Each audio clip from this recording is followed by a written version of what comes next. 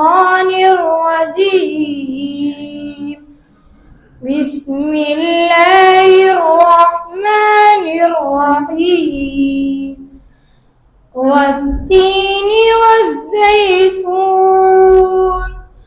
وطور سينين وهذا البلد الأمين. لقد خلقنا الإنسان في أحسن تقويم ثم رددناه أسفل سافلين.